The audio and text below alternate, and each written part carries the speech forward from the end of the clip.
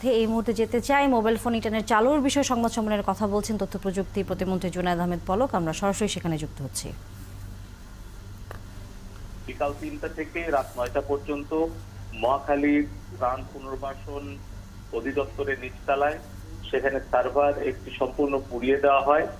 এখানে আপাতত তথ্য উপাত্ত এবং বিভিন্ন প্রযুক্তিগত বিশ্লেষণে দেখা যাচ্ছে যে সেখানে বেশ কিছু চিহ্নিত সন্ত্রাসী যারা ইতিমধ্যে গ্রেফতার হয়েছে তাদের কাছে তথ্য উপাত্ত সংগ্রহ করেছে আমাদের আইন শৃঙ্খলা বাহিনী।